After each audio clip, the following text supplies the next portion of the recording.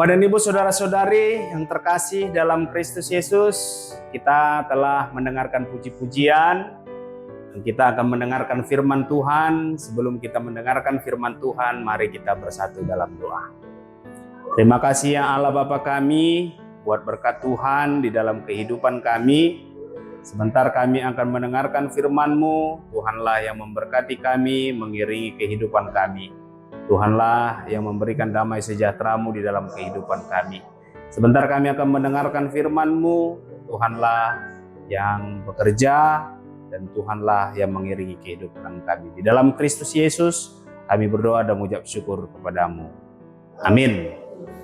Bapak dan Ibu saudara-saudari yang terkasih dalam Kristus Yesus, firman Tuhan pada hari ini diambil dari Kisah Para Rasul 9 ayat 17. Demikian firman Tuhan.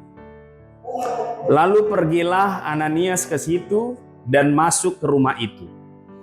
Ia menumpangkan tangannya ke atas Saulus, katanya, "Saulus saudaraku, Tuhan Yesus yang telah menampakkan diri kepadamu di jalan yang engkau lalui, telah menyuruh aku kepadamu supaya engkau dapat melihat lagi dan penuh dengan Roh Kudus."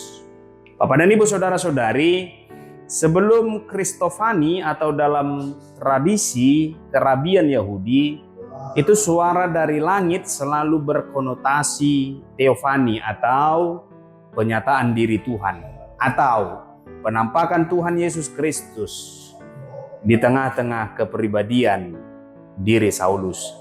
Ia pergi ke Damsyik dengan hati yang berkobar-kobar untuk menganiaya orang-orang Kristen.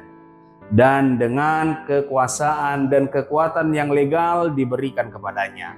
Kalau kita baca di ayat 1 dan ayat 2. Tetapi kemudian keadaan itu berbalik. Ia memanggil Yesus sebagai Tuhan di ayat 5. Dan memasuki Damsyik dengan tidak bisa melihat alias buta. Menantikan perintah selanjutnya dari Tuhan tanpa mengetahui apa yang akan terjadi kalau kita lihat di ayat 6. Hingga Ananias menumpangkan tangannya hingga Saulus bisa melihat lagi. Itu kalau kita baca di ayat 17. Nah, sebuah proses ini, proses perjumpaan dengan Tuhan yang mengubah yang jahat menjadi baik, buta menjadi melihat, benci menjadi cinta, dan Saulus menjadi Paulus. Nah, pertobatan Paulus diawali oleh suatu pembalikan atau perubahan keadaan di tengah-tengah kehidupan mereka. Nah, arogansi dan keyakinannya bahwa ia sedang melakukan sesuatu yang menyenangkan hati Allah tentunya, dan itu terjadi di tengah-tengah kehidupannya. Nah, perjumpaan Saulus dengan Tuhan Yesus yang telah bangkit ini menghasilkan transformasi yang radikal di dalam diri Paulus. Sama halnya dengan tahun ini adalah tahun transformasi di tengah-tengah gereja kita HKBP. Nah, salah satu bukti pertobatannya adalah kemudian ia menggabungkan diri dengan jemaat Damsyik di ayat 19. Saulus yang tadinya berhasrat membinasakan para pengikut Kristus, kemudian tinggal dalam persekutuan dengan mereka. Jadi tak heran bila banyak jemaat yang mencurigai kehadirannya. Bukan hanya di Damsyik, jemaat di Yerusalem pun tidak mudah menerima Saulus. Nah, kalau kita lihat di ayat 21 dan di ayat 26.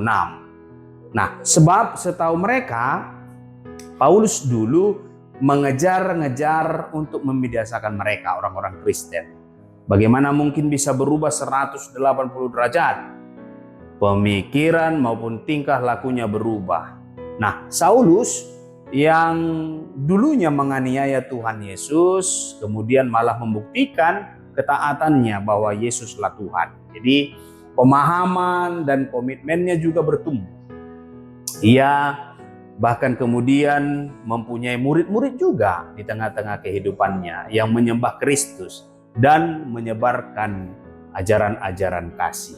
Nah, oleh karena itu, jangan pernah meremehkan kuasa Tuhan untuk mengubah hati, pikiran, bahkan karakter seseorang. Baik diri kita sendiri juga mengubah jadi baik, hati dan diri pasangan kita, anak-anak, kakak, adik, orang tua kita, saudara, tetangga juga, kekasih, atau juga teman, siapapun juga. Jadi karakter itu bisa kita rubah. Nah, betapa kuat kuasa kasih Tuhan Yesus Kristus itu di tengah-tengah kehidupan kita. Rancangannya berwujud pada perjumpaan yang mengubah Saulus menjadi Paulus atau Rasul Paulus, yang tidak pernah dibayangkan sebelumnya oleh siapapun, termasuk para murid, para pengikut Kristus, bahkan tidak pernah dibayangkan oleh Saulus itu sendiri, ya. Sebelumnya ia mengejar-ngejar orang yang percaya kepada Tuhan Yesus.